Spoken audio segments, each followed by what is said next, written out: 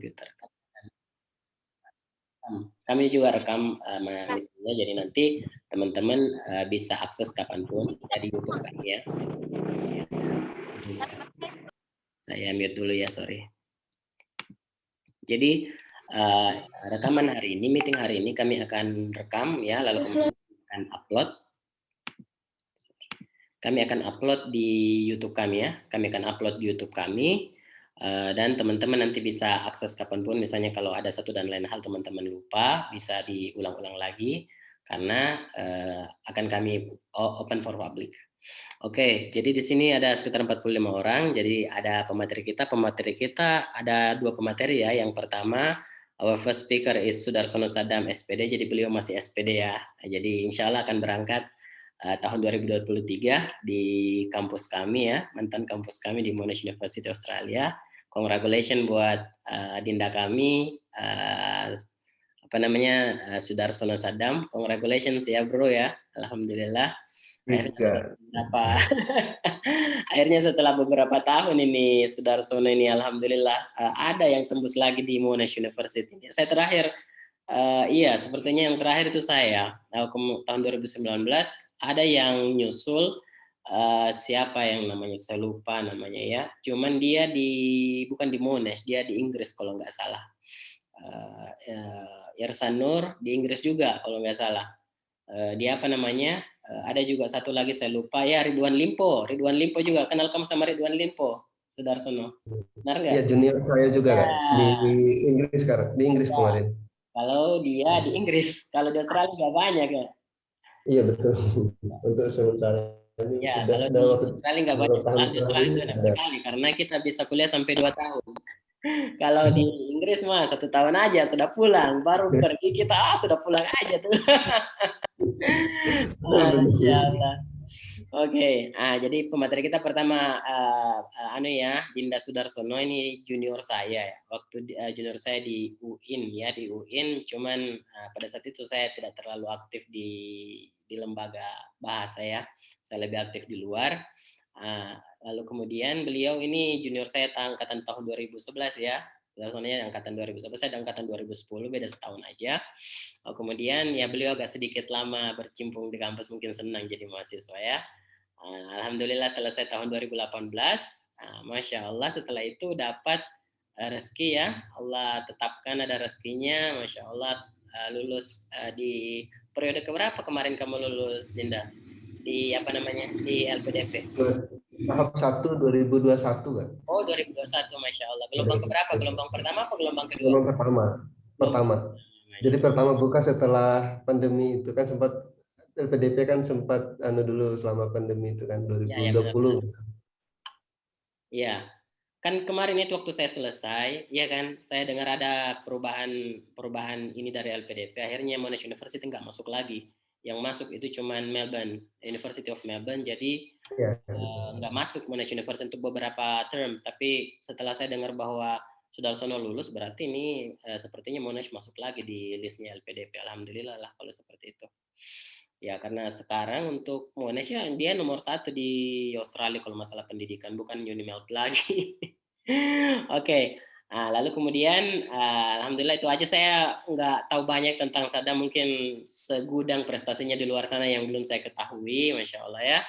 Jadi ya itu aja, mungkin beliau bisa jelaskan nanti sendiri prestasi-prestasinya di dalam dan di luar kampus lah seperti itu. Lalu kemudian alhamdulillah hari ini kita akan berbincang-bincang supaya kita bisa share-share juga, itu salah satu tugas kita sebagai awardee juga ya, awardee LPDP, supaya bisa membantu banyak orang ya, supaya kita bisa sharing mengenai pengalaman kita ya, bagaimana caranya supaya kita bisa lolos juga LPDP ya, karena ini adalah salah satu beasiswa yang disediakan oleh pemerintah, bisa dikatakan tinggal kita aja yang tidak mau daftar gitu.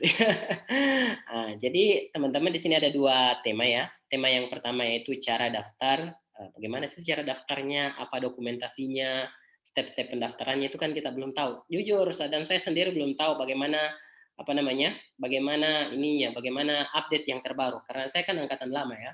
Angkatan 2017, pasti update-nya sudah banyak sekali sampai 2022 ini ya.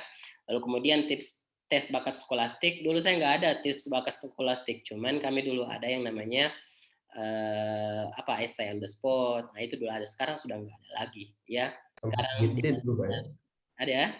ada juga ya, dulu kami ada juga LGD, leaderless group discussion. Nah itu nggak ada lagi sekarang. Sekarang diganti dengan tips tes bakat skolastik ya, sejenis TPA lah. Itu katanya perlu untuk menghindari mahasiswa-mahasiswa yang yang cenderung hampir di tes kejiwaannya lah gitu. Karena jujur aja sih, ada beberapa teman itu kuliah di luar negeri akhirnya baru beberapa semester pulang, nggak sanggup ngikutin kuliah. Ada juga yang pulang dalam keadaan gila, ada yang stres, depresi, adalah sekitar 5% lah teman-teman. Lumayan besar itu. Jadi Sadam ya semangat aja lah insya Allah. Di awal-awal aja itu ya.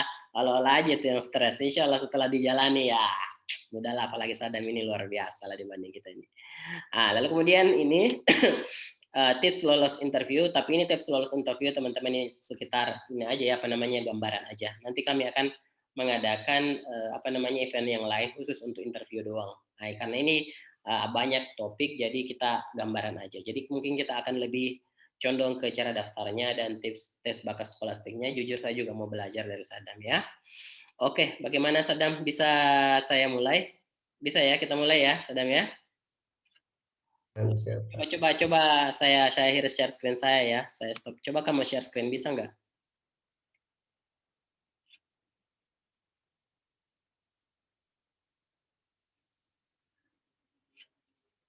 Bisa nggak?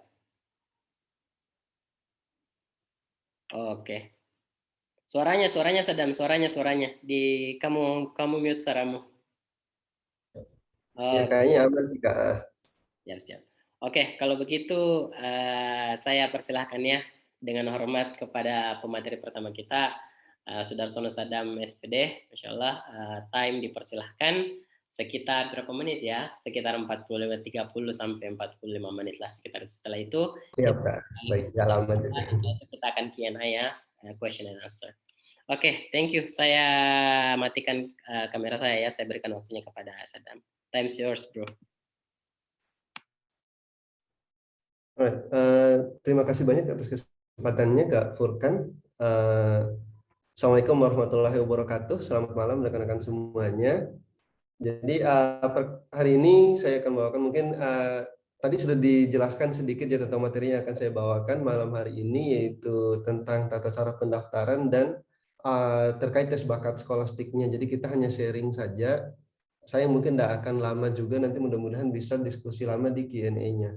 Oke, sebelum saya mulai, saya ada satu pertanyaan buat teman-teman. Mungkin ini sebenarnya nggak perlu dijawab sih, tapi silahkan direnungi saja, dipikirkan saja. Apa yang membuatmu merasa bahwa kamu pantas mendapatkan beasiswa ini? Jadi pertanyaan pantas itu, ini biasanya pertanyaan yang dimiliki oleh orang-orang yang insecure atau yang belum berani coba. Saya pantas nggak sih dapat beasiswa ini? Saya pantas nggak sih daftar di sini? Nah, silakan teman-teman pikirkan, silakan rekan-rekan pikirkan tentang pertanyaan ini, kira-kira apa jawabannya, dan nanti saya harap ketika Q&A-nya, nanti saya harap silakan sebutkan namanya sekaligus alasan atau jawaban dari pertanyaan ini.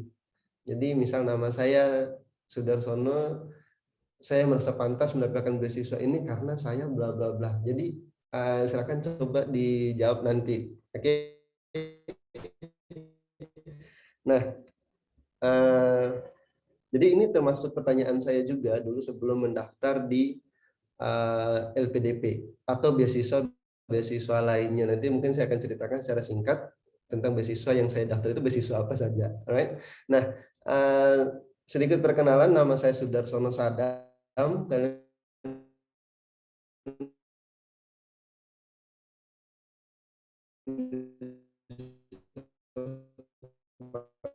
Panggil DARS atau tahun 2021 tahap 1, waktu itu menggunakan LOA dari Master of TESOL di Monash University.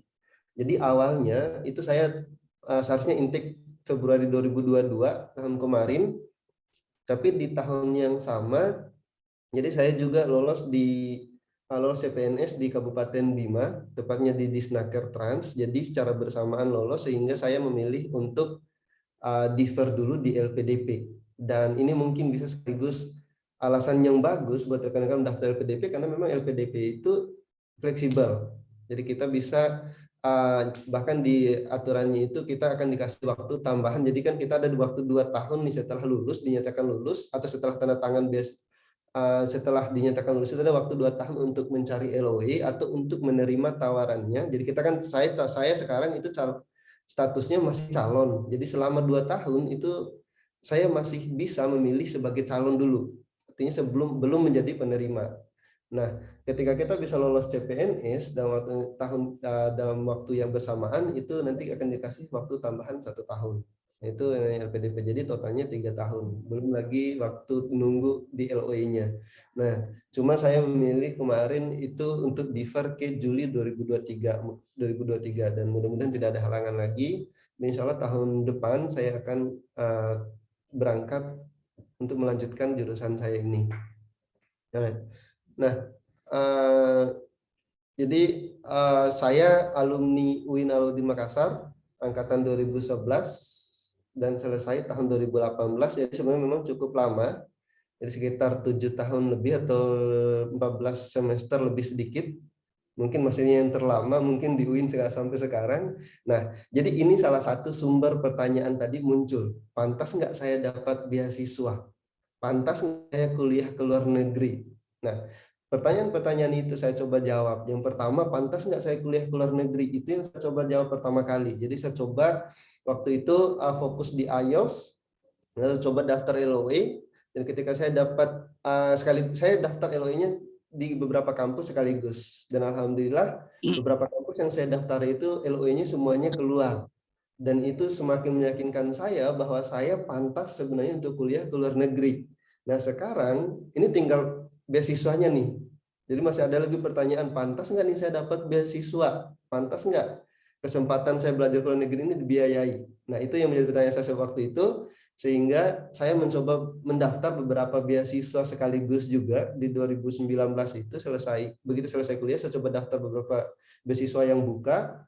Waktu itu karena pandemi lagi tinggi, beasiswa yang buka juga nggak banyak, paling beberapa beasiswa kampus, itu pun masih online, sama beasiswa waktu itu Chevening yang akhir tahun. Itu 2020 baru saya memang mulai betul-betul fokus di beasiswa. Jadi di 2019 akhir tahun itu Chevening, dan saya gagal waktu itu. Lalu 2020 saya lanjut lagi AAS, dan sekali lagi gagal lagi. Begitupun Chevening juga gagal. Lalu di 2021 ketika LPDP buka, saya juga coba daftar beasiswa LPDP. Nah, itu beberapa beasiswa major yang saya daftari. Itu belum lagi beasiswa yang mungkin kurang terkenal, sama beasiswa kegiatan-kegiatan yang seperti bertukaran pelajar atau kegiatan-kegiatan lainnya yang di-funded lah, yang fully funded activities. Nah, dan alhamdulillah waktu itu di tahun 2021 itu AAS pertama gagal, lalu saya daftar 2 beasiswa lainnya yaitu LPDP dan UII Scholarship. Kalau pernah dengar, itu ada kampus baru yang di Depok. Sampai tahun ini mereka masih buka skema beasiswa juga fully funded. Kalau kayaknya dari LPDP juga yang biayai. Nah waktu itu alhamdulillah saya lolos secara bersamaan, juga lolos 2 beasiswa tersebut. Pengumumannya hampir bersamaan, sehingga saya harus memilih salah satunya.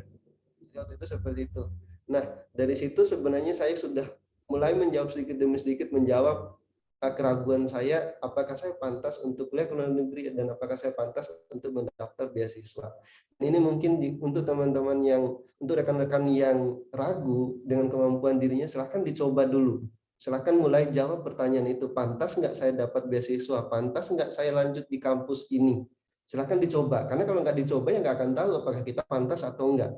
Itu intinya. Nah, mungkin sedikit saya sharing tentang LPDP. Ini CV yang saya gunakan untuk mendaftar di 2021, dan memang belum banyak saya update. Jadi saya menggunakan informal training, social experiences, sama work experiences. Jadi kalau dilihat di sini sebenarnya secara akademik saya mungkin lemah, karena mulai dari waktu kuliah yang cukup lama, sehingga kalau seharusnya sih itu cukup sangat meragukan sih bagi kampus, apalagi bagi pemberi beasiswa.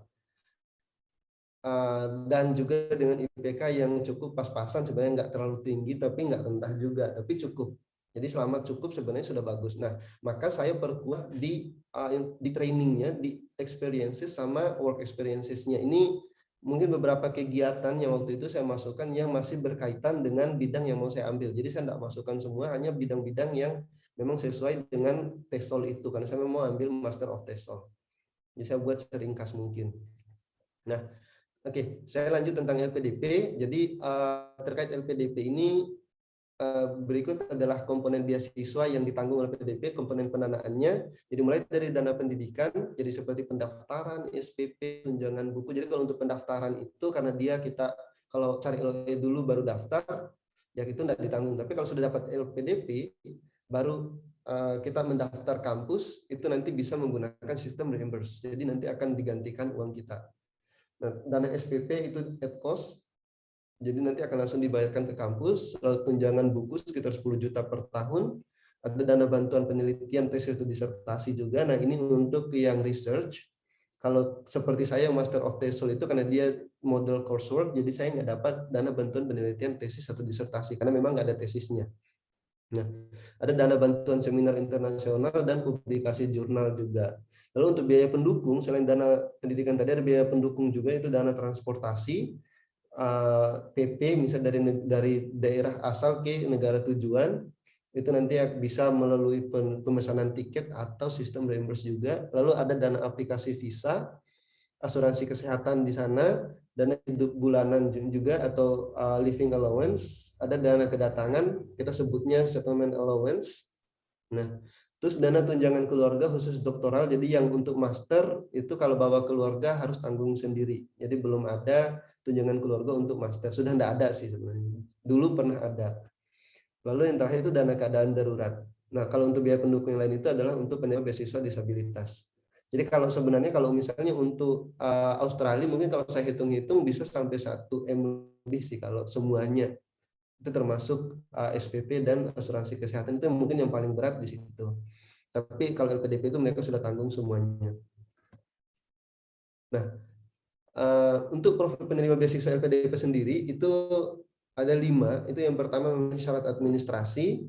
Ini sudah pasti. Jadi memenuhi syarat administrasi ini mulai dari kelengkapan dan juga kevalidan berkas yang kita kirimkan. Jadi nggak cuma lengkap, tapi juga harus valid.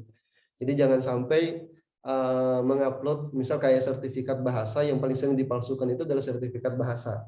Ini yang paling yang case-nya paling banyak di LPDP itu di situ. Jadi LPDP itu pihak LPDP nanti akan memverifikasi, misal kayak sertifikat TOEFL misalnya, penyelenggaranya di mana nih, nanti dia akan verifikasi apakah benar peserta atas nama ini pernah ngambil tes di tempat ini. Itu melalui ITS juga. LPDP TOEFL melalui ITS, apalagi IELTS. Kalau IELTS itu kan sistem keamanannya sudah cukup tinggi, tesnya sudah pakai fingerprint dan lain-lain. Nah, terus kemampuan berjaring global atau networking. Lalu yang ketiga, kemampuan akademik yang unggul. Keempat, keindonesiaan yang kuat atau nasionalisme. Nah, itu nanti ada di tes wawasan kebangsaan juga bersamaan dengan TBS itu. Cuma ini tidak dinilai secara angka atau tidak digunakan sebagai penilaian sih sebenarnya. Nah, yang kelima itu leadership-nya. Jadi kira-kira mana sih yang lebih penting dari 5 ini? Sebenarnya semuanya penting. Cuma kalau misalnya rekan-rekan ada kekurangan mungkin di salah satu sisi, misalnya kayak akademik yang unggul mungkin kurang, silakan diperkuat di bagian yang lainnya. Seperti berjejaringnya, networkingnya harus luas, atau berjiwa kepemimpinan, misalnya memimpin organisasi, memimpin kepanitiaan pun silakan dipakai. Itu juga termasuk berjiwa kepemimpinan. Selama kita bisa menyampaikan dengan baik dan benar. Nah, untuk 2021 lalu itu itu ada 3 jenis beasiswa LPDP yang dibuka. Itu yang pertama afirmasi, itu beasiswa berkebutuhan khusus, daerah afirmasi sama prasejahtera. Nah, prasejahtera ini dulu di 2021 itu dia pakainya yang alumni bidik misi. Tapi di 2022 itu adalah anggota keluarga prasejahtera yang bisa dicek melalui cek bansos itu. Dan nanti 2023 kemungkinan akan berubah, tapi sebenarnya perubahannya juga tidak terlalu jauh dari situ sih. Silakan nanti diupdate dulu sebelum daftar. Dan untuk targeted itu beasiswa PNS, TNI, Polri, ada beasiswa kewirausahaan,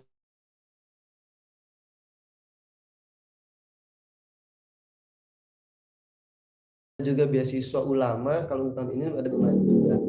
Nah, untuk umum kita ada beasiswa reguler, beasiswa PTUD, dan pembiayaan co-funding. Ini yang setengah-setengah dibayar, setengah dibayar oleh awardi, setengahnya dibayar oleh LPDP. Nah, sebelum mendaftar itu ada beberapa dokumen yang harus disiapkan. Jadi seperti ijazah dan transkrip beserta terjemahannya. Buat yang mau keluar negeri, siapkan terjemahan ijazah dan transkripnya setelah lulus. Jadi pastikan ini sudah ada. Sebenarnya sejauh ini saya nggak, translate saya juga nggak, bukan dari translator tersumpah. Jadi silakan bisa menggunakan seperti lembaga-lembaga IDP dan lain-lain itu. Mereka biasanya bisa sih pakai di situ. Nah, yang kedua itu menggunakan kartu identitas atau paspor, KTP, dan akta kelahiran. Jadi silakan pakai ini. Silakan scan paspor, KTP, atau akta kelahiran itu, dan nanti misalnya yang nggak punya paspor boleh enggak? Boleh, silakan. Saya juga sampai sekarang, sampai hari ini belum punya paspor. Jadi yang saya pakai mendaftar kampus itu menggunakan akta lahir sama KTP. Terus yang ketiga kurikulum CV, itu silakan gunakan CV yang formal, itu boleh menggunakan Europass atau mau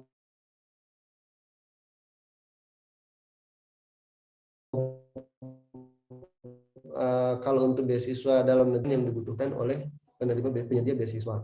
Lalu yang keempat itu sertifikat dan piagam, sertifikat kegiatan, piagam penghargaan, itu silakan di-scan semuanya juga. Nah, dari keempat ini itu nanti usahakan punya satu folder Google Drive khusus. Jadi mulai dari sekarang memang sudah disiapkan satu folder Google Drive khusus. Jadi bukan flash disk atau di laptop ya, usahakan menggunakan Google Drive, atau ya, kalau misalnya kayak OneDrive juga boleh, silakan. Tapi paling gampang itu Google Drive. Nah, yang kelima ini essay dan personal statement. Kenapa saya juga menyimpan ini? Karena biasanya setiap tahun itu esai yang dibutuhkan oleh beasiswa itu hampir itu saja. Jadi selalu sama. Misal AAS itu kalau nggak salah kemarin ada beberapa esai, itu ada 4 esai, itu soalnya itu saja setiap tahun. Chevening juga begitu. LPDP juga demikian. Cuma walaupun mungkin ada yang ditambahkan dan ada yang dikurangi, tapi hampir semuanya sama. Bahkan misalnya isinya dari esai AAS, itu isi dari esai AAS itu nanti bisa dirubah posisi kalimatnya, atau ditambahkan atau dikurangi, lalu dirubah jadi esai buat LPDP. Karena isinya kan sebenarnya sama saja sih, inti dalam esai itu sama aja sebenarnya. Begitupun untuk chevening. Jadi disesuaikan saja sama pertanyaannya. Tapi informasinya hampir semuanya sama. Makanya esai sama personal statement ini kalau bisa silakan disiapkan dari sekarang. Dari jauh-jauh hari sebelum beasiswa itu buka. Lihat saja sebelum tahun sebelumnya itu esai yang dibutuhkan apa sih. Nah, silakan disiapkan. Jadi nanti karena ketika saat beasiswanya buka itu biasanya waktunya sangat singkat. Kalau AS mungkin masih agak lama, sekitar 2-3 bulan. Tapi kalau LPDP itu dia untuk 1 bulan. Itu 2 tahun terakhir ini cuma dia buka pendaftaran itu cuma 1 bulan. Dan ini biasanya agak ribet ketika kita mencari hal-hal seperti ini. Kenapa? Terus selama waktu buka itu ya kita juga harus cari recommendation letter. Biasanya beberapa beasiswa itu dia harus menggunakan recommendation letter yang terbaru atau menggunakan tanggal yang baru. Jadi kalau misalnya bukan 2022, jangan pakai recommendation letter yang tertanda tangan di 2021. Usahakan pakai 2022 juga. Atau pada saat sebaiknya pada saat beasiswa buka, apalagi LPDP. Jadi usahakan yang terbaru. Nah, lalu sebelum mendaftar juga harus tahu website penting di LPDP. Jadi yang pertama itu lpdp.kemenko.go.id. Dan yang kedua itu beasiswa lpdp.kemenkeu.go.id dan Instagramnya itu lpdp_ri. Jadi yang pertama ini, website pertama ini kita gunakan untuk membaca persyaratan dan lain-lain. Jadi sebentar ya, kira-kira saya bisa nggak cek ini. Nah, layar saya masih kelihatan nggak? Masih, Pak. Masih ya? Masih. Oke. Masih sudah terbuka di LPDP Kemenkeu ya? Mantap, lanjut. Iya, Ya. Pak. Nah, jadi ini contoh tampilan di website LPDP-nya. Jadi ada beasiswa kebijakan umum. Nah, di 2022 kemarin, ya minta tolong jangan dicoret-coret layarnya ya.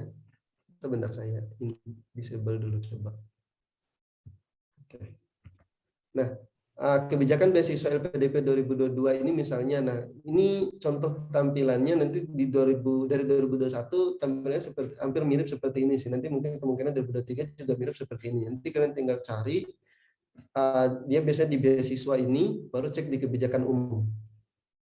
Nanti akan muncul halaman seperti ini. Jadi ini usahakan dibaca mulai dari atas sampai bawah. Jadi mulai dari jadwalnya di sini lengkap sampai syarat-syarat apa sih LOA unconditional itu seperti apa sih bentuknya, terus ketentuan perkuliahan ini juga penting. Jangan sampai nanti daftar daftar tahap 1 misalnya pakai LOE yang bulan Juli 2022. Nah itu sudah pasti walaupun kita sudah punya LOE-nya ya pasti nggak terima karena nggak sesuai persyaratan yang diberikan oleh LPDP. Jadi ketentuan-ketentuan kecil seperti ini yang sebenarnya sering kita abaikan. Lalu selain itu bisa juga dicek di bagian sini. Ini adalah user manualnya, silakan di-download. Ini berbentuk PDF dan ini adalah panduan pendaftaran beasiswa sesuai jalur yang kita pilih. Jadi misal kalau kita mau pilih beasiswa reguler ya cari di umum. Nanti download dulu perguruan tinggi tujuannya, apakah perguruan tinggi yang kita tuju itu masuk atau enggak.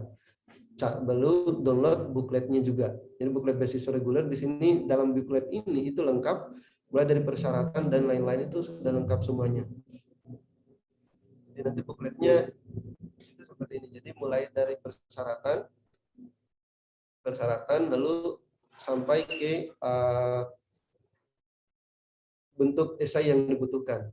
Nah, ketika membaca persyaratan ini, usahakan semua persyaratan ini bisa terchecklist atau bisa kita penuhi. Jadi kalau ada salah satu saja yang nggak bisa kita penuhi, jangan dipaksakan. Misalnya, terutama di bagian sertifikat bahasa misalnya, itu ada biasanya yang sertifikat bahasanya misalnya yang seharusnya di sini LPDP Magister Luar Negeri itu dia pakai TOEFL IBT 80 atau PT 58 atau IELTS 6,5 misalnya. Tapi dia punya TOEFL 600. Ada biasanya orang yang mau coba-coba nih, saya coba siapa tahu beruntung misalnya, saya coba siapa tahu rezeki saya misalnya. Nah itu sudah secara sistem sudah nggak diterima gitu loh. Jadi jangan dipaksakan. Kalau memang nggak sesuai sudah silakan coba daftar di jalur yang lainnya, atau kalau memang nggak bisa itu usahakan untuk bisa IELTS 6,5 misalnya. Nah ini yang paling sering dilakukan oleh calon pendaftar beasiswa LPDP, terutama yang afirmasi biasanya itu banyak kali yang dia sudah level 550. Seharusnya di situ buat keluarga prasejahtera misalnya, ada nih yang coba-coba daftar, tetap mau nekat daftar, padahal secara sistem sebenarnya sudah nggak memenuhi persyaratan, tapi coba-coba daftar siapa tahu rezeki katanya. Nah ini juga yang harus diperhatikan juga. Jadi kalau memang sudah secara persyaratan yang diminta sudah nggak bisa, itu udah coba cari jalur yang lain atau coba lagi penuhi persyaratan yang diminta.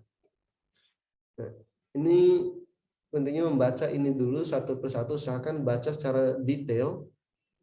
Jadi termasuk pelanggaran dan sanksinya itu juga cukup banyak di LPDP itu, termasuk selain di sini juga ada di buku panduan bagi calon penerimanya itu cukup banyak pelanggaran dan sanksinya.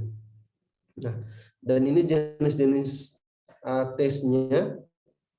Jadi di sini semuanya ada jenis-jenis tes dan juga proses seleksinya. Jadi nanti akan dikasih tahu apakah nanti akan menggunakan sistem daring atau online atau sistem luring atau offline. Kalau 2021 dan 2022 alhamdulillah semuanya online. Kemungkinan 2023 kita belum tahu apakah nanti akan tetap online atau daring atau luring, tapi kemungkinan besar dia LPDP itu akan selalu menggunakan model hybrid. Jadi seleksinya kemungkinan online, nanti proses persiapan keberangkatannya nanti baru offline. Jadi ini bentuk checklist yang harus kita nanti ini coba juga bisa ditandai misalnya biodata diri apakah sudah lengkap atau belum, lalu KTP-nya apakah sudah ada, ijazah dan lain itu sudah ada atau belum. Jadi ini salah satu bentuk checklist yang disediakan oleh LPDP. Dan juga termasuk esai-esainya. Jadi di sini sebenarnya semuanya lengkap. Jadi sebelum nanti kalau misalnya punya mentor, nanti kalau cari beasiswa itu, kalau pendaftar beasiswa itu biasanya mereka punya mentor. Nah sebelum bertanya ke mentor, usahakan sudah baca dulu booklet ini. Nanti saat pendaftarannya buka. Tapi jangan nanti kalau beasiswa 2023 jangan baca yang 2022 ya, usahakan baca yang terbaru. Artinya baca yang 2023 juga. Karena di LPDP itu jangankan beda tahun, beda tahap saja, tahap 1 dan tahap 2 itu kebijakannya sudah beda.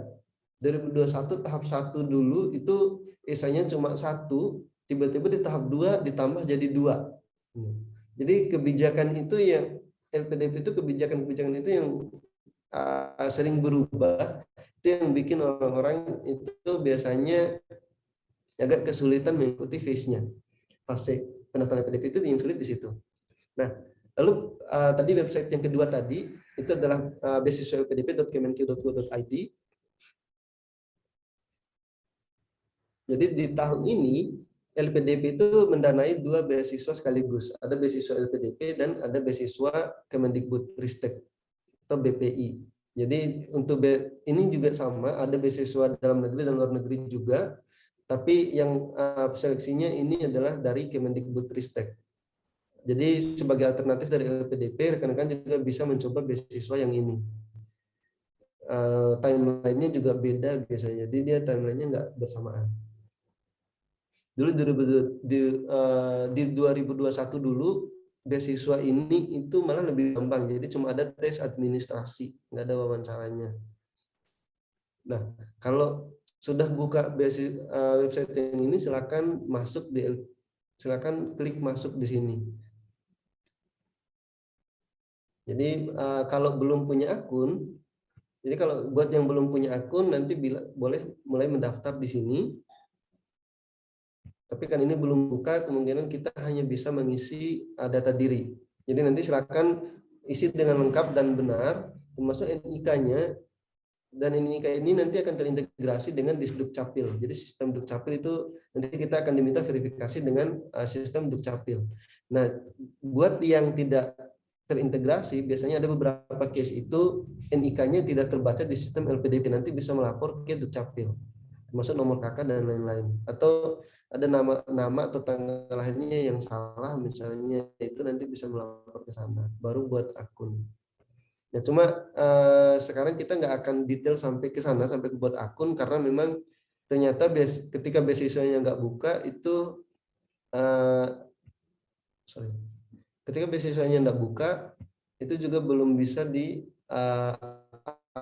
akses juga websitenya. Nah, jadi untuk pendaftaran nanti menggunakan website yang ini, beasiswa-lpdp.kemenq.go.id. Ini informasi saja LPDP Kemenq dan bagaimana cara mendaftarnya. Oke.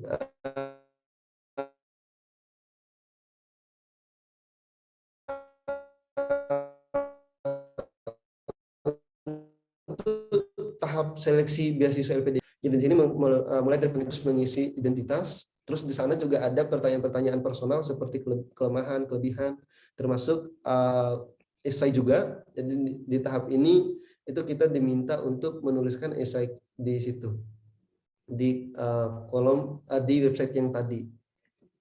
Lalu setelah lolos seleksi administrasi, jadi mohon maaf. Nah, untuk alasan kegagalan di seleksi administrasi ini biasanya itu kebanyakan karena sertifikat bahasa. Jadi ada yang tidak memenuhi persyaratan atau tidak memenuhi skor yang diharapkan, sama yang kedua itu menggunakan sertifikat palsu. Dan yang ketiga itu menggunakan sertifikat yang bukan sertifikat resmi. Jadi bukan sertifikat yang dikeluarkan oleh ITS untuk TOEFL atau sertifikat IELTS yang resmi. Jadi hati-hati. Bahkan IELTS pun sekarang sudah mulai banyak yang menawarkan IELTS palsu. Kemarin juga kita pernah dapat sebenarnya termasuk salah satu menti saya juga waktu itu. Jadi kita biasa ada mentoringnya. Salah satu peserta itu ternyata dia menanyakan tentang sertifikat IELTS. Ketika dicek nomor sertifikatnya, itu ternyata yang keluar adalah nama orang lain. Nah itu yang bahaya.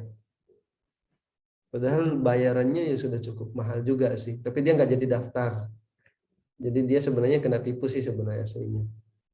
Nah, lalu yang kedua, kalau seleksi administrasi kita sudah dinyatakan diterima atau lolos, itu kita akan mendapatkan seleksi, kita akan dikasih tes bakat skolastik sebagai seleksi substansi akademik dan kebangsaan. Jadi nanti ada TBS sama TWK-nya, tes wawasan kebangsaan.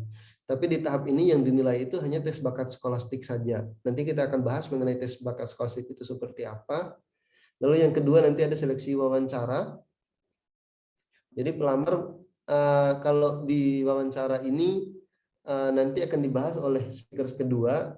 Cuma sedikit bocoran untuk bahasanya nanti akan dimix biasanya. Jadi tergantung pewawancaranya.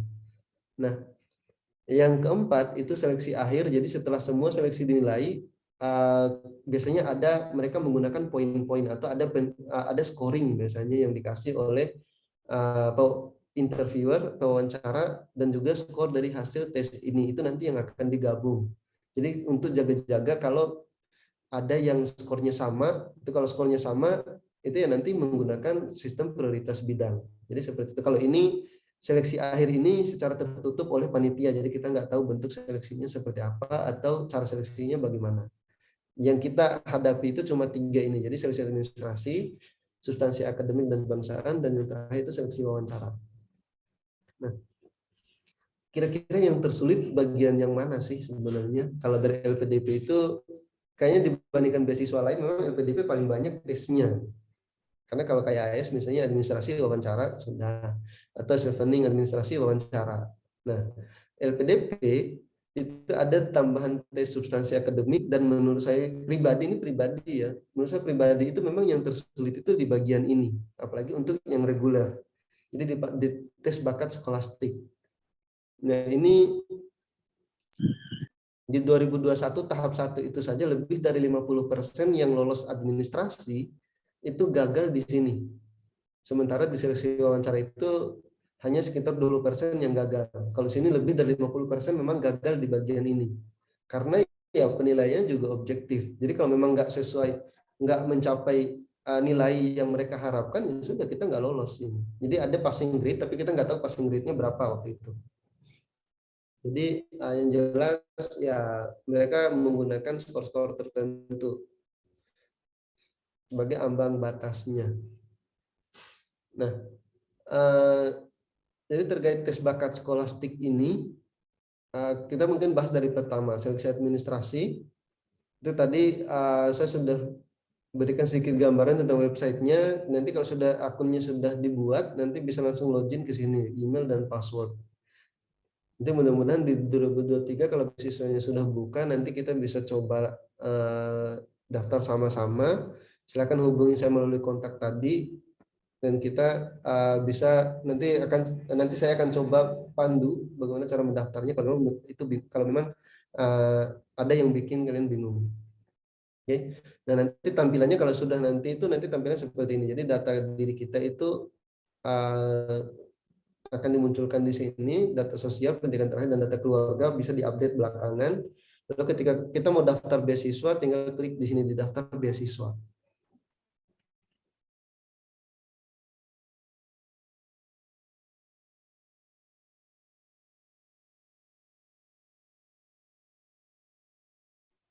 Nah, cuma lalu bagian yang kedua yaitu tes bakat skolastik.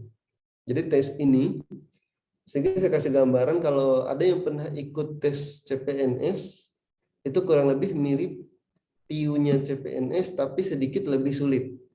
Atau kalau ada yang pernah daftar magister, mungkin dia lebih mirip TPA.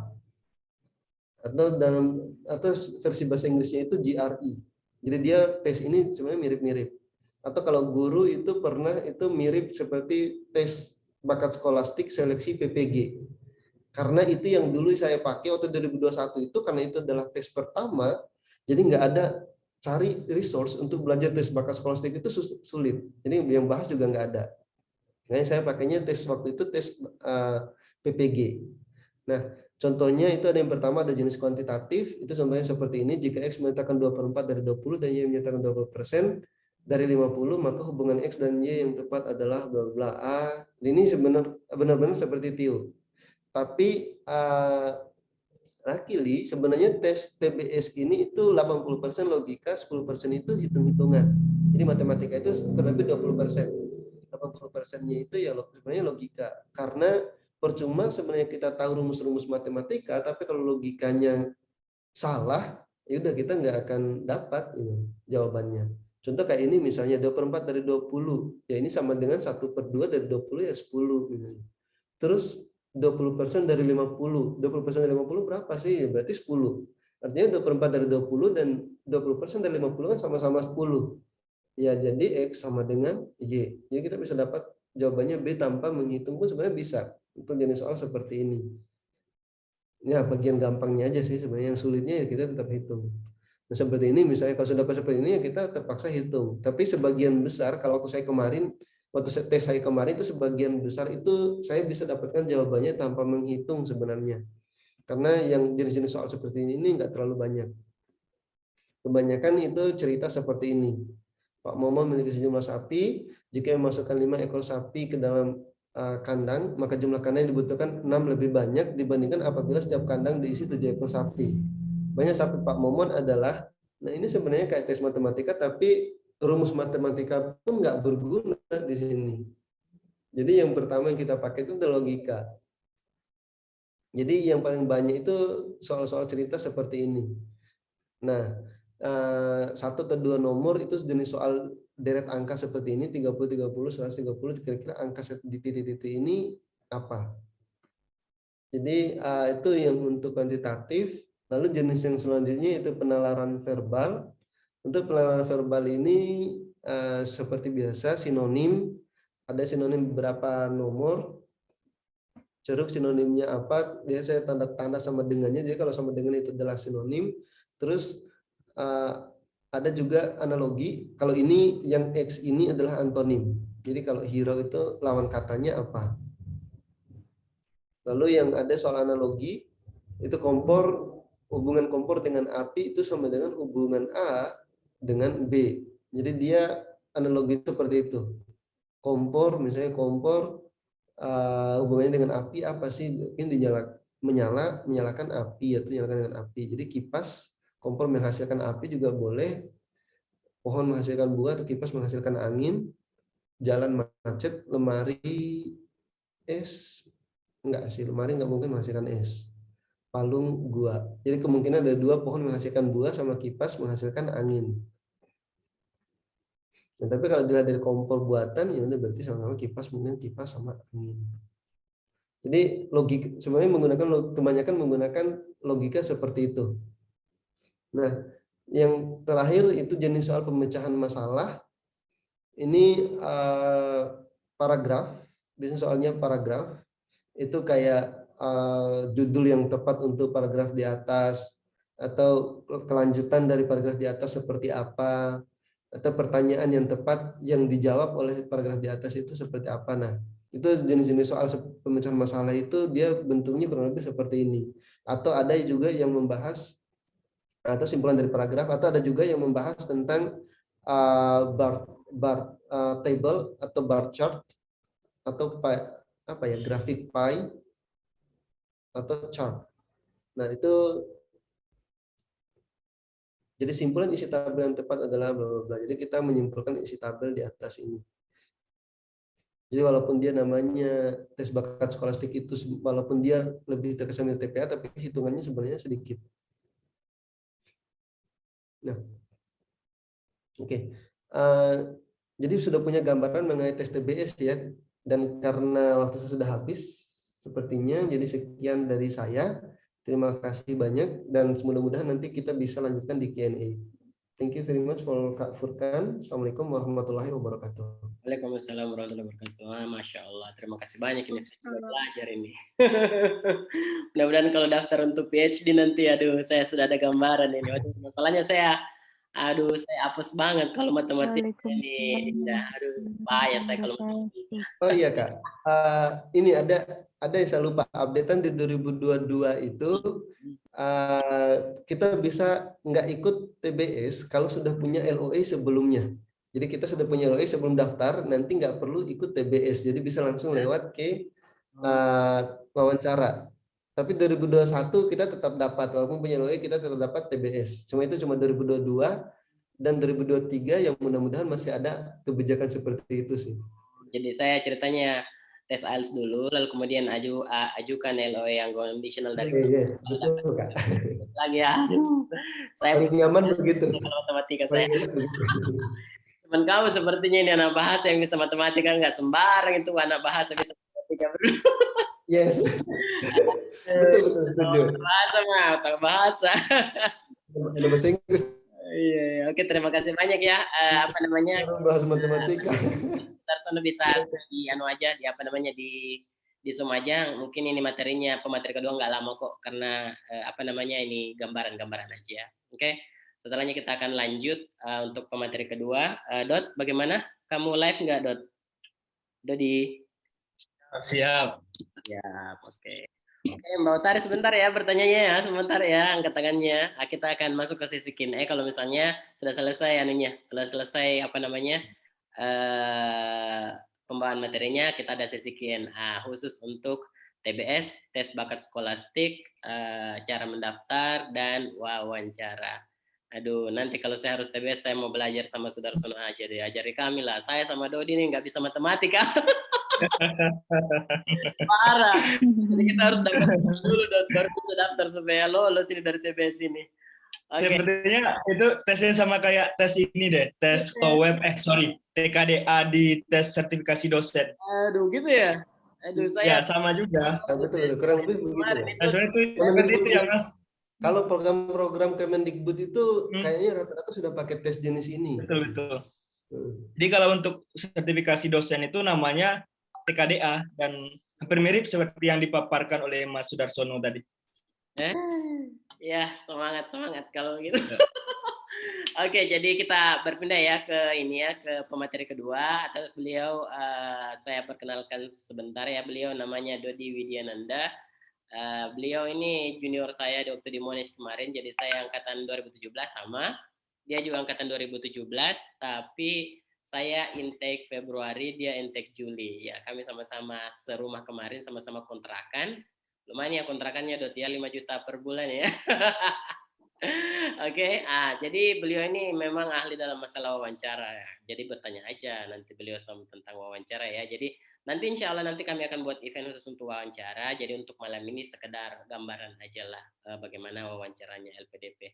Mungkin tidak terlalu berubah banyak ya buat wawancara. Saya lihat apa namanya update wawancara sekarang dengan yang dulu nggak berubah banyak sepertinya. Sempat berubah kemarin waktu tahun 2021 ada dua sesi wawancara. Satu wawancara khusus yang 3 orang yang kayak kita dulu tahun 2017, satu wawancara tentang kebangsaan supaya mendeteksi apakah kita ini loyal ke Indonesia atau enggak. Tapi sepertinya enggak lagi ya, Sudarsono ya. Satu kali aja wawancara ya, enggak ada wawancara interview kebangsaan lagi kan. Yang tanya apakah kita ini khilafah dan lain-lain, enggak ada lagi. Ada, itu digantikan di tes tulis wawasan kebangsaannya. Oh, gitu. Oke, siap. Oke, time's yours, Dot. Oke ya, silakan. Thank you. Oke. Bismillahirrahmanirrahim. Assalamualaikum warahmatullahi wabarakatuh. Semoga dalam keadaan sehat-sehat selalu ya semuanya. Saya nggak akan lama ya.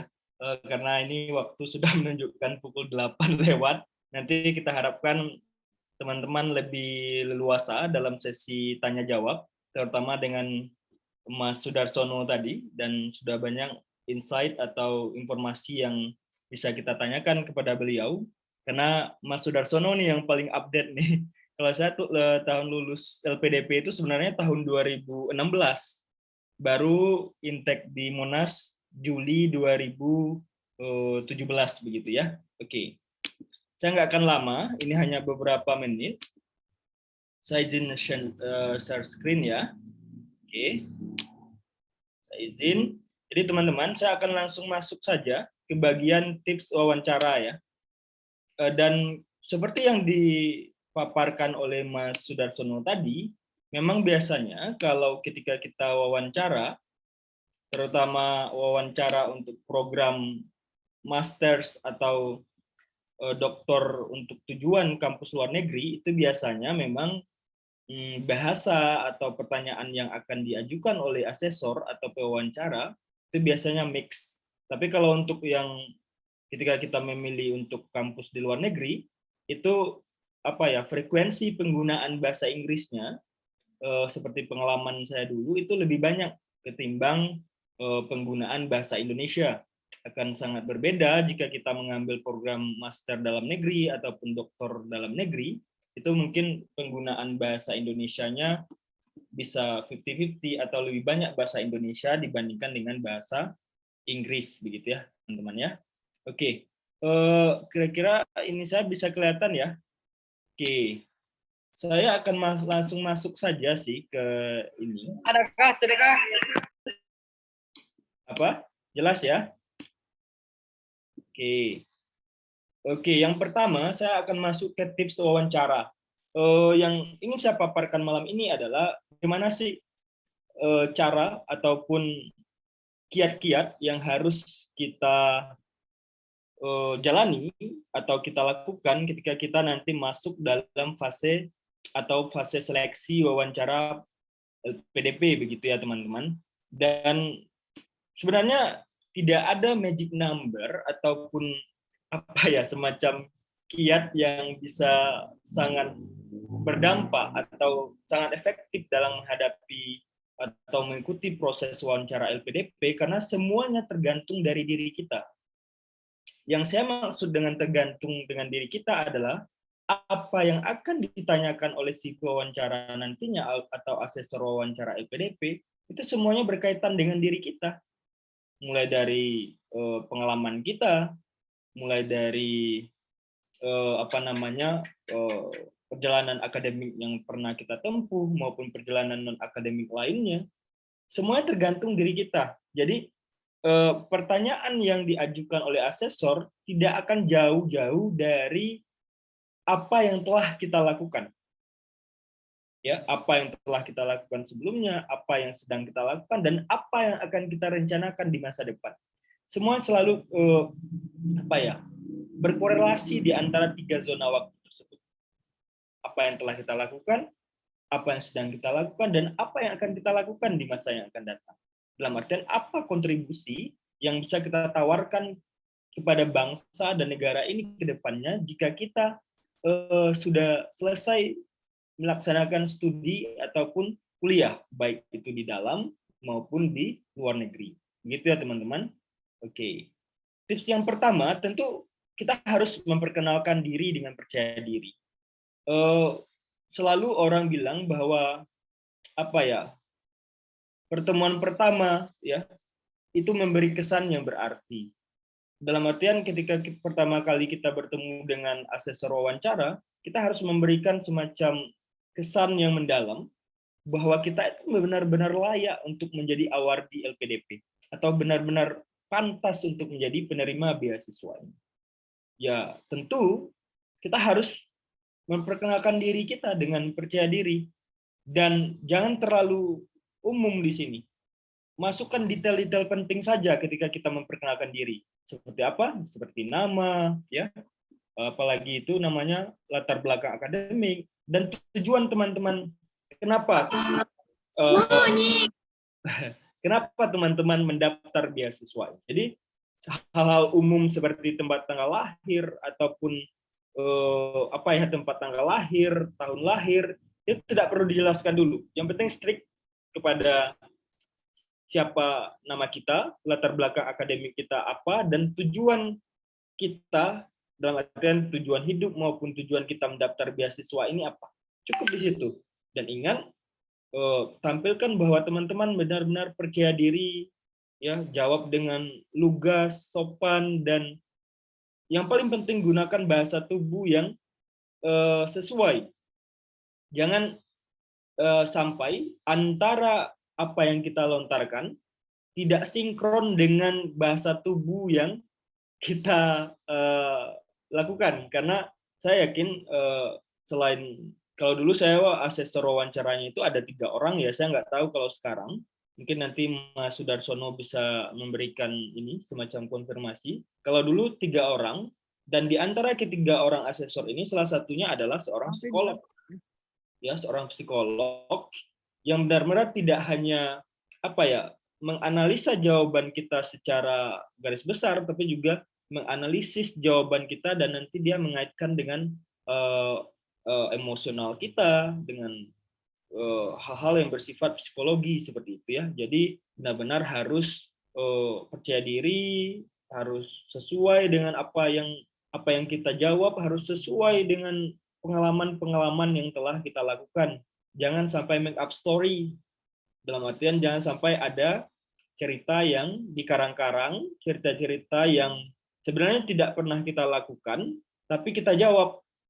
Dan itu kalau itu sampai dilakukan, itu saya yakin si asesornya, para asesor pasti akan tahu, ya, karena memang mereka sudah ditugaskan untuk menganalisis hal-hal semacam itu. Gitu ya teman-teman, ya. Itu yang pertama. Jadi tips yang pertama adalah harus memperkenalkan diri dengan percaya diri. Oke. Yang kedua, teman-teman harus memaparkan rasional yang jelas atau alasan memilih kampus tujuan itu harus jelas, ya. Cara jawabnya seperti apa ketika kita ditanya, kenapa teman-teman, kenapa Anda memilih kampus tujuan Anda? Maka jawaban yang paling relevan itu adalah langsunglah jawab dengan alasan yang spesifik ke bidang studi yang dituju, ya. Tidak perlu mengaitkan ke dalam hal umum, contohnya saya memilih Monash University karena Monash ini kalau di bidang pendidikan number 1 in Australia contohnya. Itu kan masih terlalu general. Kalau tips yang selama ini banyak kita dengar ataupun berdasarkan pengalaman yang pernah saya jalani, ketika ditanya alasan memilih kampus tujuan, jawaban yang paling rasional itu adalah langsung kaitkan ke spesifik ke bidang studi yang kita pilih. Contohnya, saya memilih jurusan pendidikan bahasa Inggris. Mungkin alasannya karena di tempat tinggal saya mayoritas, ya, itu masih ketersediaan para lulusan bahasa Inggris yang mempunyai kapabilitas, kemampuan yang mumpuni itu masih kurang, sehingga saya memilih bidang studi ini. Jadi langsung kaitkan saja, jawab dengan alasan yang spesifik ke bidang studinya. Jangan terlalu general. Sekali lagi, dalam wawancara apapun, ya, termasuk dalam wawancara LPDP, setiap jawaban kita harus spesifik agar si asesor atau pewawancara yakin bahwa kita benar-benar eligible, benar-benar layak diterima menjadi awardee LPDP. Gitu ya, teman-teman, ya. Itu yang kedua. Di alasan memilih kampus tujuan harus jelas. Dan cara menjelaskannya bagaimana? Rasional yang tepat bagaimana? Ya kaitkan langsung ke bidang studi yang dituju, gitu ya. Itu kaitannya dengan tips ketiga, alasan memilih bidang studi, gitu ya. Jadi alasan memilih bidang studi itu relevan dengan alasan memilih kampus tujuan. Begitu ya teman-teman, ya. Nanti untuk elaborasi silakan di sesi tanya jawab. Yang keempat, jelaskan rencana studi, ya. Dan ini harus, ya, karena rencana studi ini mengharuskan pendaftar menguasai kurikulum yang dituju. Jadi benar apa yang ditanya di sesi wawancara itu adalah apa yang kita tulis biasanya di essay, gitu ya. Jadi sebelum kita menetapkan untuk memilih kampus tujuan, kita harus kuliti dulu kurikulum yang ada di kampus tersebut. Sehingga ketika kita sudah mempelajarinya secara detail, ketika kita sudah mempelajarinya secara spesifik, maka ketika kita menghadapi tes, baik itu tes tertulis dalam bentuk essay ataupun dalam bentuk wawancara, itu akan memudahkan kita, ya. Pelajari dulu di website kampusnya. Jadi rencana studi yang akan kita jelaskan itu adalah kaitannya ke kurikulum kampus nanti. Jadi pada semester pertama mau ngambil mata kuliah apa, gitu ya. Alasannya kenapa? Begitu juga di semester berikutnya. Jadi tips keempat itu harus jelaskan rencana studi kita. Dan rencana studi itu korelasinya adalah ke kurikulum bidang studi yang ada di kampus tujuan kita. Dan itu sangat mudah diakses sebenarnya. Jadi di zaman informasi yang sudah sangat transparan, yang sudah sangat terbuka seperti ini, kita sudah sangat mudah mengakses informasi-informasi semacam ini. Jadi benar, setiap cita-cita harus membutuhkan persiapan yang matang, harus membutuhkan pengorbanan yang luar biasa, dan tidak ada jalan yang mudah untuk menggapai cita-cita, termasuk dalam menggapai beasiswa, begitu ya teman-teman. Dan sesuai juga apa yang disampaikan oleh Mas Sudarsono tadi, ketika kita pertama kali punya intensi atau niat untuk melakukan mendaftar beasiswa, setidaknya kita harus punya mentor, ya. Dalam artian orang-orang yang sudah punya pengalaman sebelumnya mendaftar beasiswa, sehingga setidaknya jalan yang kita tempuh relatif lebih mudah. Tapi jangan mentang-mentang nanti punya mentor, seperti apa yang disampaikan Mas Sudarsono tadi, semuanya bergantung sama mentornya. Tidak, kita harus searching dulu secara mandiri, kita harus cari dulu informasinya secara mandiri, baru nanti setelah ada yang diragukan, baru setelah itu kita tanya kepada mentor kita, gitu ya. Oke. Yang kelima, ya, tips kelima, apakah ada bidang spesifik yang akan kita pelajari? Ini juga penting, ya. Pertanyaan ini memang harus dijawab dengan jawaban yang memang dikuasai, karena termasuk ke dalam keinginan dan tujuan dari pendaftar, dalam artian tujuan dari kita. Jadi ketika kita memilih jurusan, ada nggak sebidang spesifik yang akan kita pelajari nantinya, yang mana itu benar-benar kontributif nanti ketika kita nanti lulus atau menamatkan pendidikan di kampus yang telah kita pilih, begitu ya teman-teman. Contohnya di program TESOL contohnya ada yang namanya mata kuliah bilingualism. Contohnya itu ya sebidangnya contohnya ya. Ada mata kuliah bilingualism. Kenapa ini penting? Karena contohnya mungkin setelah tamat saya ingin atau sudah pernah berkiprah atau mengajar BIPA, contohnya program dua bahasa dan lain-lainnya yang membutuhkan kemampuan dua bahasa yang nanti korelasinya terkait dalam budaya, begitu. Jadi ketika teman-teman sudah mempelajari hal yang bersifat subbidang spesifik, itu akan membuat si asesor atau pewawancara akan semakin yakin bahwa kita benar-benar layak untuk menerima beasiswa ini, gitu ya teman-teman. Oke, itu yang kelima. Oke, yang keenam, kontribusi untuk Indonesia. Ini yang seperti yang saya bilang di awal tadi. Kontribusi untuk Indonesia itu dalam artian apa sih yang tiga zona waktu ya. Apa yang telah kita lakukan, itu yang pertama. Yang telah dilakukan ini bisa kita kaitkan ke pengalaman-pengalaman baik itu ketika dulu di dunia kampus waktu S1 ataupun di luar yang bersifat volunteer atau sukarelawan contohnya, ataupun setelah yang telah dilakukan tentunya yang sedang dilakukan, bisa dalam bentuk pekerjaan profesional yang saat ini kita jalani, atau yang akan dilakukan di masa yang akan datang. Jadi kontribusi untuk Indonesia ini memang adalah salah satu pertanyaan yang hampir pasti ditanyakan oleh asesor. Jadi tolong persiapkan aspek ini sebaik mungkin, dan ingat sekali lagi, jangan make up story, jangan dikarang-karang, jangan mentang-mentang nanti kita ingin dinilai wah, ingin dinilai oleh asesor punya pengalaman segudang, ingin dinilai punya bakat yang luar biasa, tapi kita melakukan make up story itu juga tidak akan, saya rasa tidak akan efektif dan akan ketahuan dengan cepat oleh asesor, karena memang seperti yang saya bilang di awal tadi, salah satu asesornya juga ada seorang psikolog, gitu ya. Jadi kontribusi untuk Indonesia juga harus dijawab dengan real experience, ya. Jangan dikarang-karang, gitu ya teman-teman. Oke, itu yang keenam. Yang ketujuh, kita juga harus pertanyaan yang hampir pasti juga akan ditanyakan adalah tantangan apa yang kira-kira akan kita hadapi. Ketika si asesor bertanya ini, sebenarnya asesor sedang menguji apakah kita secara kognitif, secara emosional sudah pantas tidak untuk nanti menjalani pendidikan. Karena pendidikan, apalagi pendidikan masters ataupun pendidikan doktor, itu memang bukan sesuatu hal yang mudah. Jadi ketika asesor bertanya tentang tantangan apa yang kira-kira akan dihadapi, kita harus melakukan semacam projection, melakukan semacam analisis ke depannya.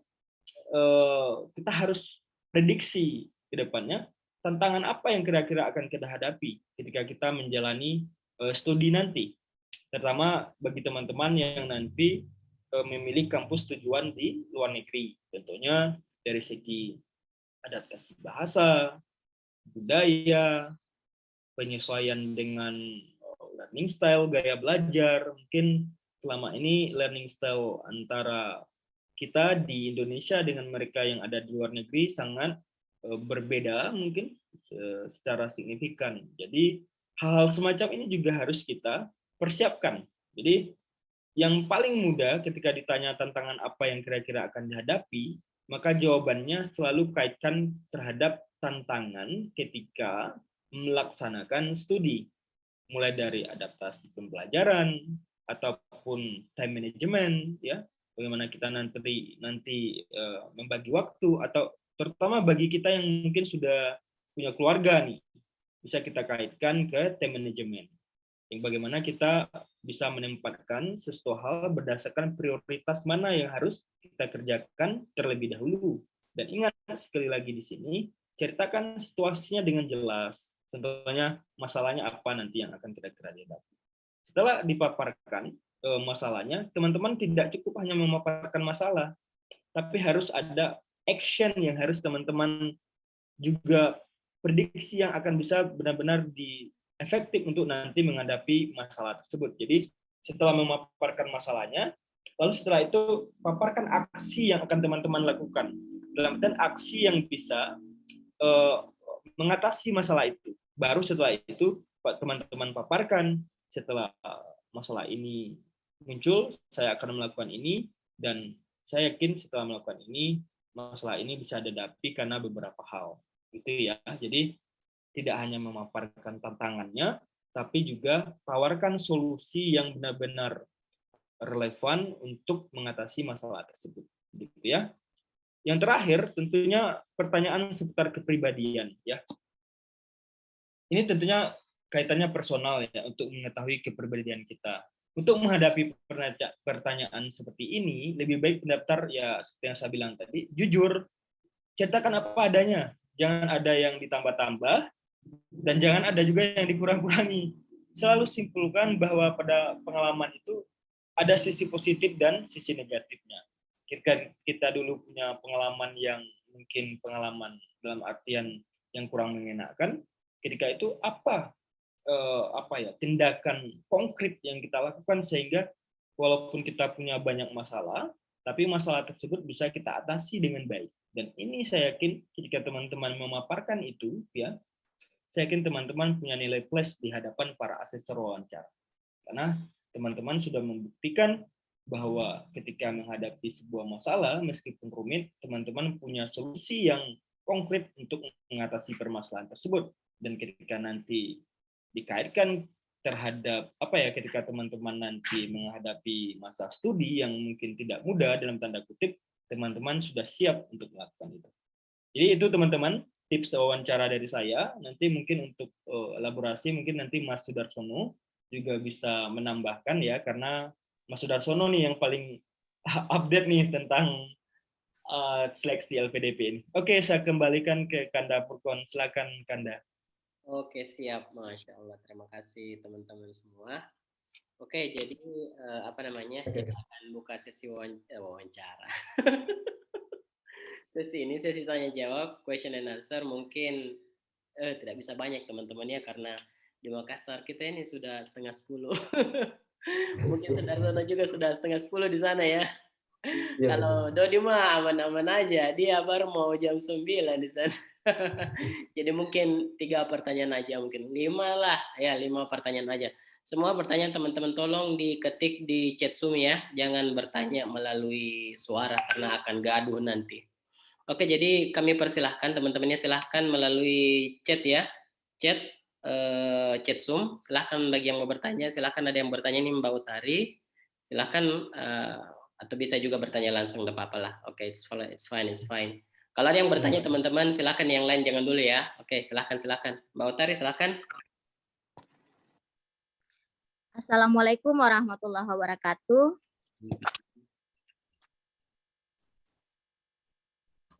Terima kasih atas kesempatan yang telah diberikan kepada saya. Perkenalkan, saya Utari. Saya juga pernah mendaftar di LPDP tapi belum rezeki, belum lulus berkas. Kemarin pas pengumuman seleksi berkas, bukan rezeki ya, betul-betul kayak merasa kecewa. Tapi ini pelajaran buat saya. Suatu saat besok-besok lulus dengan hasil yang benar-benar memuaskan. Sebenarnya masih banyak yang saya ingin tahu, yang saya ingin gali tentang LPDP dari semua award yang saya dapat sosial medianya, terutama di Instagram. Nah, saya sangat senang dengan pemaparan materi dari Kak Sudarsono tadi. Ada yang membuat saya tertarik soal tes bakat skolastik, karena sebenarnya saya baru dengar soal tes bakat skolastik itu. Memang isinya tentang kalau di tes CPNS, tes intelijensi umum TIU, tapi saya lihat di tes bakat skolastik agak-agak susah ya, karena saya juga hampir mirip lah dengan Kak Furkon, tidak tahu sekali matematika. Pokoknya kalau matematika ya mundur lah, mending bahasa Arab dibanding matematika. Terus pertanyaan saya untuk tes bakat skolastik, apakah tesnya diadakan daring atau luring? Karena kan masih ada pandemi, ada juga yang bilang tidak ada lagi pandemi. Kemudian yang kedua tentang wawancara. Mungkin kakak pemateri kedua tadi bisa jelaskan sedikit pengalamannya bagaimana waktu diwawancara, apakah ditanya bahwa apa pengalaman organisasinya, apa pengalaman kerjanya sebelumnya. Terus terakhir pertanyaan saya tentang esai. Saya benar-benar jatuh di esai kemarin karena mungkin bahasa saya yang saya tulis itu masih perlu direvisi, masih perlu diperbaiki. Mungkin kakak pemateri, Kakak Sudarsono bisa jelaskan juga sedikit tentang esai. Terima kasih. Mungkin itu saja. Wassalamualaikum warahmatullahi wabarakatuh. Waalaikumsalam warahmatullahi wabarakatuh. Oke, jadi ini Sudarsono mau dijawab dulu atau kita tampung aja dulu atau bagaimana? Juga di chat kan? Ya, kenapa? Ya ini banyak di chat ini. Waduh, kami tidak bisa jawab semua ya, dipilih-pilih aja ya teman-teman. Langsung jawab yang ini aja dulu. Ya, jawab yang itu aja dulu. Ya, silakan. Nanti kita akan pilih-pilih aja nanti yang di sini yang di chat. Oke, silakan. Baik, terima kasih Mbak Utari. Ya, jadi itu yang pertama tadi tentang model tes anunya. Nah, kalau untuk LPDP 2 tahun terakhir ini dia modelnya online. Jadi LPDP itu dia punya semacam aplikasi khusus berbentuk browser yang memang dikhususkan untuk tes online itu. Jadi nanti kita harus install dan kita gunakan itu untuk selama tesnya itu nanti juga akan diawasi menggunakan kamera. Jadi kameranya juga jalan bersamaan. Nah, di 2023 kita belum tahu kebijakannya seperti apa, nanti apakah akan daring atau luring, tapi kemungkinan besar sih daring, tapi silakan disiapkan saja kemungkinan terburuknya seperti apa. Nah, itu pertanyaan pertama. Terus pertanyaan yang ketiga tadi, yang kedua nanti mungkin dijawab sama Mas Dodi terkait wawancara. Nah, untuk yang ketiga, Bentar. Tolong di-mute dulu suaranya ya. Jangan menyanyi dulu. Aduh. Ada backsound-nya. Oke, yang pertanyaan ketiga tadi saya sampai lupa ini. Ya, jadi untuk tahap administrasi terkait esai ya. Jadi sebenarnya untuk tahap administrasi itu sejauh ini sih penilaian esai itu mungkin di belakangan. Jadi selama tahap administrasi itu yang dinilai itu adalah kelengkapan berkas. Jadi sekali lagi kelengkapan berkas dan kesesuaian berkas yang diminta.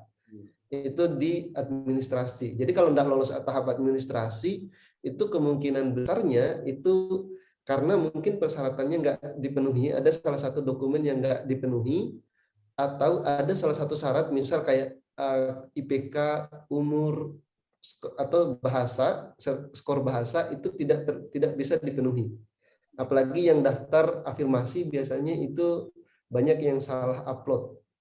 Misal kayak afirmasi keluarga prasejahtera sejahtera itu diminta upload screenshot, ternyata dia nggak upload. Nah, ini biasanya penyebab gagal administrasi. Kalau untuk esai itu penilaiannya nanti justru itu penilaian esai itu nanti di belakang saat wawancara. Jadi esai itu akan betul-betul dibaca atau akan betul-betul dikaji oleh pewawancara saat wawancara.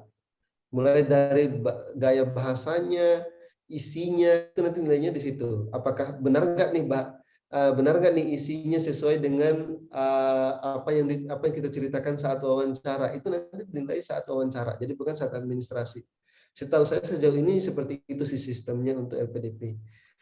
Tapi sebaiknya bagi yang daftar LPDP usahakan cari mentor, terutama saat pembuatan esai.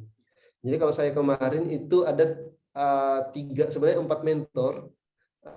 Jadi ada 3 mentor yang khusus untuk menilai kontennya. Jadi saya minta bisa enggak nih baca dulu gitu, bisa enggak baca dulu. Jadi itu untuk dapat insight yang berbeda. Yang satu mentor itu untuk bantu menilai grammar.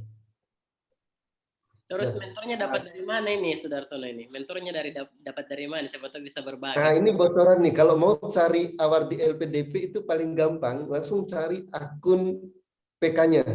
Jadi misal PK 178, PK 179 titik LPDP misalnya. Nah, cari di following-nya, jangan cari followers, cari di following-nya. Nah, saya dulu dapatnya begitu, Kak. Cuma saya mentor yang betul-betul mentor yang bertahan sampai akhir itu memang orang senior terdekat sih biasanya yang lebih nyaman lah untuk diskusi panjang. Kalau untuk di luar itu, mentor di luar itu saya wawancara juga mentor berbeda juga. Pas wawancara itu saya pakai orang asing karena memang untuk melatih kepercayaan diri. Tapi untuk esai memang saya cari orang-orang yang saya kenal. Oke, mantap.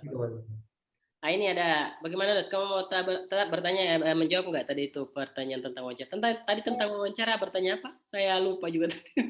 Masih ingat pengalaman apa ditanya nggak terkait pengalaman organisasi seperti itu ya? Oke.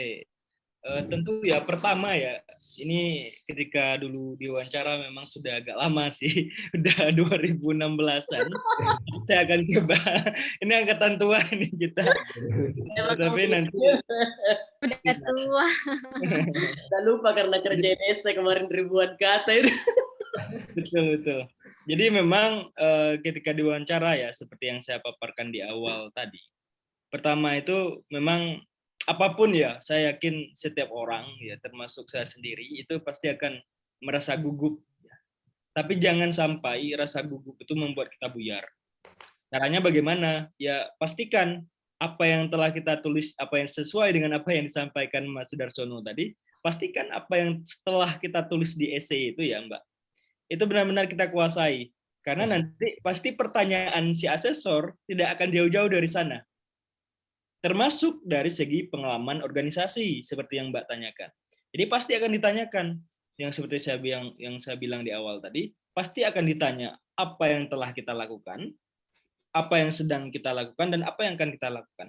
Contoh apa yang telah dilakukan pasti contohnya seperti pengalaman organisasi waktu kuliah, atau pernah nggak meng-create sebuah proyek sosial yang berdampak masif terhadap orang banyak contohnya. Jadi pertanyaan-pertanyaan seperti itu akan selalu muncul, dan ketika dulu saya melaksanakan wawancara, pasti dan saya pernah menghadapi pertanyaan-pertanyaan semacam itu. Dan ketika ditanya seperti itu, pastikan pilih, jangan semuanya ya, jangan sampai banjir juga nanti jawaban kita. Jadi pastikan pilih salah satu pengalaman, entah itu pengalaman organisasi ataupun kegiatan-kegiatan sosial yang benar-benar itu fundamental, dalam artian itu benar-benar berpengaruh signifikan baik terhadap diri kita, lingkungan kita, ataupun terhadap banyak orang secara luas gitu ya.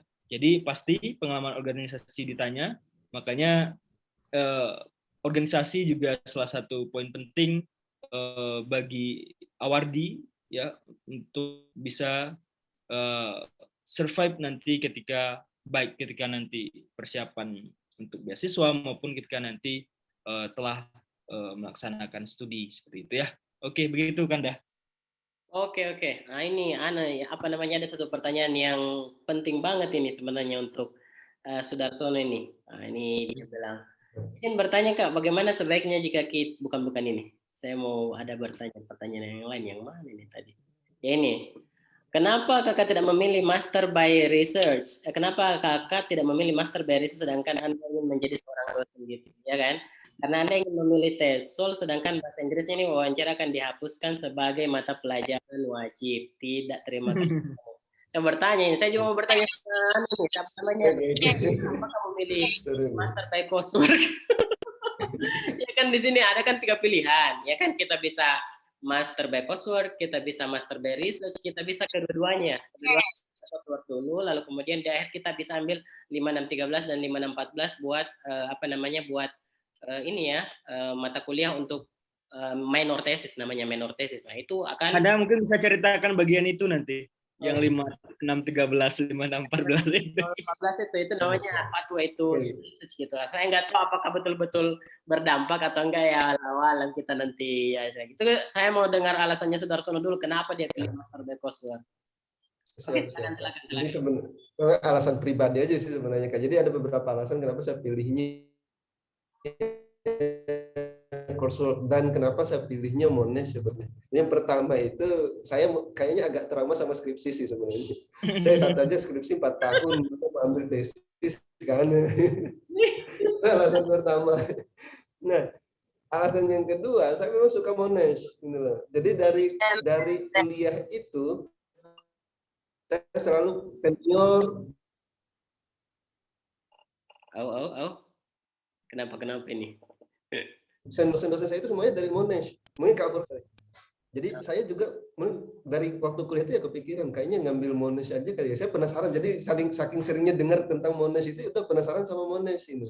Saya sebenarnya punya kemarin sebelum daftar LPDP itu punya beberapa LOE, jadi termasuk dari Melbourne sama UNSW, sama Adelaide. Jadi hampir beberapa kampus di Australia itu karena tadi menjawab keraguan tadi saya coba beberapa kampus sekaligus. Nah, saya dapat beberapa, tapi karena keseringan Monash selama kuliah itu ya udah saya pilih Monash, dan ternyata di Monash itu yang ada Master by Coursework. Dan alhamdulillah ya memang jodohnya di situ. Nah, alasan pilih coursework sebenarnya itu sih. Dan mungkin lebih simple juga kali kayak untuk TESOL ya yang kita nggak butuh masuk lab juga. Di TESOL juga nggak kayaknya untuk membuat hal-hal baru itu cukup sempit sih anunya, nggak kayak sains atau bidang lain kalau untuk teaching ya. Oke. Jadi apa namanya, Sudarsono, saya sebagai seniormu menyarankan kamu ngambil minor tesis saja. Apa kamu mau bilang tadi itu tentang 5613, 5614? Ada sesuatu yang baru nggak? Yang saya nggak tahu.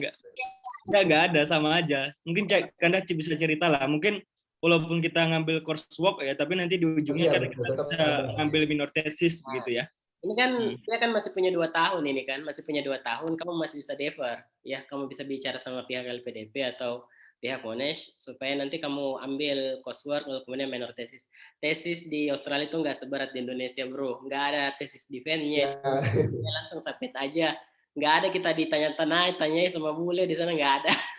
Santai aja kayak ngerjain tugas aja, sama kok, nggak ada bedanya. Insya Allah nggak seberat di Indonesia, aman. Malah lebih rumit kalau coursework, kamu harus pergi kerja di lapangan, pergi ngajar migran itu, itu berat itu. Itu kesukaan saya itu. Tapi kalau kamu suka ya silakan aja. Oke, mungkin yang terakhir ya, ini sudah mau jam 10 di sini. Oke. Yang mana kita pilih ya? Kita pilih mungkin kami minta maaf untuk semua untuk semua pemateri, untuk semua partisipan kami tidak bisa menjawab semua. Mungkin kami akan kami akan chatnya nanti kami akan lalu kemudian kami copy paste ya, lalu kemudian kami berikan ke Sudarsono, bisa nanti dijawab, diketik-ketik, lalu kemudian kami masukkan ke story-nya Melvin, bisa. Oke, jadi kami akan jawab via story Melvin juga nanti, bisa kok. Oke, kami akan bagaimana cara mendaftar. Oke, ini bagaimana dari Rahmatillah, bagaimana cara mendaftar UNIF, bagaimana cara mengetahui tempat tes dan lain-lain. Itu silahkan ya Mbak Rahmatillah, itu ada di website LPDP, itu ada buku panduan, di download aja semua, jelas di sini. Kita bagusnya menjawab sesuatu yang tidak jelas, yang tidak bisa dijelaskan oleh website. Ini dia. Saya mendapat informasi untuk berkas harus melampirkan proposal tesis atau disertasi. Jika nanti kita sudah dinyatakan lulus, lalu tesis disertasi kita berbeda dari proposal awal, apakah itu bermasalah? Oke, silakan Mas Sudarsono, bagaimana ini update-nya ini tentang ini? Oke, silakan. Ini sebenarnya case-nya dokter sih sebenarnya. Jalan dokter itu mereka memang diwajibkan untuk apply proposal tesis dan disertasi. Nah, kalau untuk yang berbeda itu sebenarnya karena ini kan cuma sifatnya rencana, tapi nanti ketika kuliah ternyata menemukan masalah yang berbeda, ya seharusnya silahkan aja sih sebenarnya. Tapi ini kan proposal ini kan dibuat nanti untuk seleksi LPDP. Jadi bukan untuk kampus, ini untuk tahap LPDP-nya dulu nih. Artinya ya kita memang sudah harus kuat reasonnya di sini. Rencana kita memang rencana yang sudah matang, sehingga ketika ditanyakan nanti saat wawancara ya kita bisa jawab dengan percaya diri dan baguslah jawabannya. Tapi kalau memang nanti harus berubah ketika ketemu dosen, misalnya kalau kayak di dalam negeri mungkin ketemu dosen dan dia mintanya berubah, ya silakan aja kalau sudah di kampus. Oke. Ini tadi sudah dapat beasiswanya kan. Ini pertanyaan keduanya tadi Sudarsono katanya, kenapa Anda memilih TESOL sedangkan bahasa Inggris ini wacananya akan dihapus sebagai mata pelajaran wajib? Ayo bagaimana nih? Kamu bagaimana kamu? Akan dihapus Inggris. Jurusan saya pekerjaan saya sekarang pun sebenarnya nggak terlalu butuh TESOL sih, karena dia lebih ke human resource development. Cuma TESOL itu terlanjur jatuh cinta mungkin ya. Sama proses pindah jurusan di LPDP itu sekarang sudah nggak gampang kayak dulu. Jadi kita minimal harus ada persetujuan dari atasan. Jadi kalau untuk yang kerja itu, kalau untuk yang sejauh ini yang dikasih pindah itu paling cuma yang PNS atau yang BUMN, karena memang sesuai dengan bidang kerjanya mereka. Dan saya juga sudah terlanjur pilih TESOL sebenarnya. Yang terakhir mungkin ini ada pertanyaan dari Rahmatillah ya, cuman sepertinya dia ada 4 pertanyaan, satu aja yang saya ambil ya. Terakhir ya, ini yang bolehkah menuliskan alasan atau hal-hal yang bersifat pribadi dalam esai, katanya akan menjadi nilai plus atau minus kalau kita menuliskan hal-hal yang pribadi apa? Nah, ini esai LPDP itu sebenarnya unik karena dia memang bersifat pribadi. Makanya ketika orang minta esai saya, itu saya agak kesulitan kasih karena memang itu bersifat pribadi. Karena kan kontribusimu, apa rencanamu setelah studi dan bagaimana kontribusimu nanti kan, itu kan memang pertanyaannya spesifik ke kita. artinya ya bukan kayak esai yang saintifik kayak yang harus punya sumber, harus berdasarkan hasil penelitian dan lain-lain, tapi esai LPDP memang sifatnya pribadi, sama kayak kita bercerita sebenarnya. Itu kalau untuk esai yang itu, kecuali untuk hasil penelitian rencana tesis tadi ya itu beda cerita. Atau yang personal statement juga di 2021 tahap 2 kemarin ada personal statement, dia juga sifatnya cukup pribadi. Dan saya rasa malah nilainya malah plus sih, karena pas wawancara kita lebih percaya diri karena itu memang cerita kita sendiri, cerita kita secara pribadi kan. Ketika ditanyakan ulang ya kita tanpa kita baca kembali pun ya karena memang itu sudah cerita kita jawabnya juga lebih enak. Saya sekalian jawab mungkin nomor 1 itu Kak, kebetulan ada juga pertanyaan yang sama di atasnya, cara daftar UNIF dan contoh LOE ya, jadi nanti saya sekalian tunjukkan contoh LOE mungkin sekalian. Nggak apa-apa Kak ya? Ya, siap. Iya. Mau juga bisa, janganlah. Ya, jadi ini kemarin email yang dari kampus, yang ini yang dari Monash. Jadi kalau dari Monash itu dia bentuknya seperti ini. Jadi congratulations, I'm delighted to make you an offer to study at Monash. Nah cara saya dapat ini sebenarnya gampang. Saya dapatnya dari ada di sini agennya itu Lukito namanya di Surabaya, tapi bisa pakai agen manapun boleh silakan. Kalau kampus Australia itu kan kalau nggak pakai agen, kemarin saya diminta bayaran $100 kalau nggak salah, sekitar 1 juta. Jadi tapi kalau kita pakai agen itu gratis. Makanya sebaiknya kalau mau LOE sebaiknya pakai agen. Dan cara daftarnya juga ya cukup sediakan IELTS sesuai yang diminta. Visa student bagaimana? Masih kita yang bayar nggak kalau visa student atau ditanggung LPDP? Visa student. Kalau visa studentnya nanti LPDP Kak, tapi reimburse dia istilahnya. Oh, di reimburse ya, oke. Siap. Nanti ini LOE yang akan nanti ini LOE yang kita dapat bentuk PDF. Cuma ini nggak bisa dibuka sih kayaknya. Iya, nggak usah. Si Natalia Yap Gunawan ya. Ya, jadi ini LOE-nya cukup panjang, jadi sekalian sama visanya. Jadi ada biaya studinya. Nah, jadi ada biaya studinya kurang lebih berapa ini? 740 jutaan ya, 740 jutaan untuk 2 tahun. Kemarin kami masih 500 jutaan, bro. Sekarang sudah. Oh, naik Kak. 2023 740 jutaan, 2021 itu masih 600-an malah. Innalillahi wa inna ilaihi raji'un. Betul. Jadi sama ada ini untuk apa namanya, untuk OHSC-nya atau asuransinya itu nanti akan langsung dibayarkan sekitar 15 juta per tahun. Itu ya, 1.400 ya. Iya, 15 juta per tahun. Tapi kalau bawa keluarga sekitar 60 juta lah. Dibayar sendiri tuh. Nah, sekitar kalau bawa keluarga itu sekitar 85 juta. Itu bayar sendiri. Aduh, nantilah kita dulu lah, berkarya dulu lah, baru kita daftar lagi sekolah. Aduh, saya tobat. S3 ditanggung kok Kak, S3 ditanggung. S3 ya. Dulu ya. Angkat tangan saya saudara saya sudah lewati perkuliahannya. Sepertinya untuk sekarang saya perlu mewaraskan diri. Sudah 5 tahun, sudah berapa tahun?